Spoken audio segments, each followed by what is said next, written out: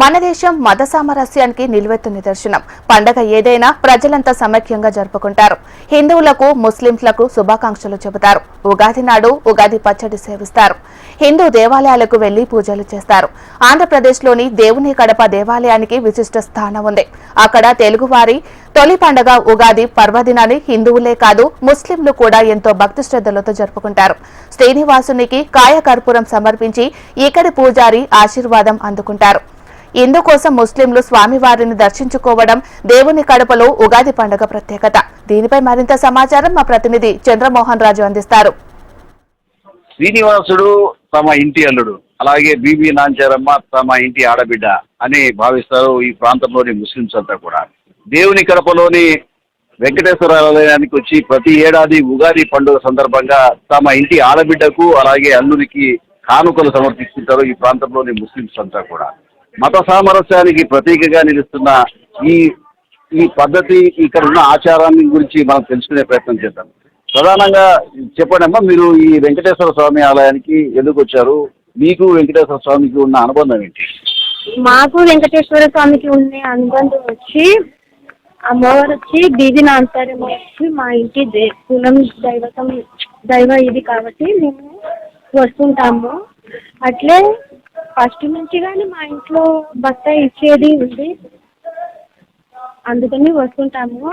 అది ఇస్తే మా ఆరోగ్యానికి మంచిది, అందరికీ మంచిది, అందరు బాగుండాలని వస్తుంటాం, పోతుంటాం.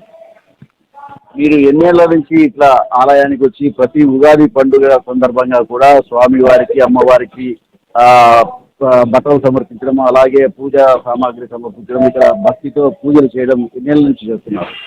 ఇది మా అమ్మ మా జేజ వాళ్ళ కాలం నుంచి వస్తుంది. మా జేజ వాళ్ళు ఉన్నప్పుడు మా అమ్మ వాళ్ళకు నేను ఉండకపోని మా తరపు నుంచి మా ఇంటి కోడలిది నువ్వు కాబట్టి ఇస్తా ఉండాలా అని మా అమ్మ వాళ్ళకి చెప్పడం ద్వారా మా అమ్మ వచ్చి నాకు చెప్పింది. మా ఇంటి నా తరపు నుంచి ఇప్పుడు ఉండే వాళ్ళం కొద్దిసేపటికి లేమ్మా, అందుకని నేను పోయినా కానీ నా ఇంటి తరపు నుంచి నువ్వు ఇవ్వాలా అని చెప్పింది. మా ఇంట్లో మగపిల్లలు లేరు, ఇద్దరం అక్క చెల్లెళ్ళని, అక్క రాలేదు, అందుకని నేనే వస్తుంటాను పోతుంటాను, స్వామివారిని దర్శించుకుంటున్నాను పోతున్నాను. ఇక్కడికి వస్తే బాగుంటుంది మంచిదని నా పిల్ల నేను వస్తుంటాను. ఇట్లా రావడం వల్ల మీకు ఏ రకమైన సంతోషము ఆనందం కలుగుతుంది? ఆనందం సంతోషం. నా బాధ ఏమొచ్చినా కానీ ఆయన కాడి చెప్పుకుంటాను. 2 years నుంచి నాకు చాలా బాధ ఉంది. జాబ్ లేదు, 10th class చదువుకున్నా, జాబ్ లేదు, ఏం లేదు అని నా సమస్య ఏమన్నా ఉంటే ఆయన కాడికి వచ్చి చెప్పుకున్నాను. నా జాబ్ వచ్చింది, చిన్నది నాకు తగ్గ ఉద్యోగం వచ్చింది, చేసుకుంటాను, హ్యాపీగా ఉంటున్నాను, నా పిల్లకి హ్యాపీగా చూసుకుంటున్నాను. ప్రస్తుతం ఇప్పుడున్న పరిస్థితుల్లో కులము మతము అని చెప్పేసి అందరూ ఏదేదో అనుకుంటూ అంటే వైషమ్యాలను పెంచుకుంటున్నారు. ప్రస్తుతం ఇటువంటి ఏ రకమైన మెసేజ్ ఇస్తారు మీరు? నేనైతే ఎక్కడైనా అట్లా జరగచ్చు, కానీ ఇక్కడైతే ముస్లిమ్స్ తెలుగులో అన్న చెల్లెల మాదిరి, అక్క చెల్లెల మాదిరి, అన్న తమ్ముళ్ళ మాదిరి ఉంటున్నారు.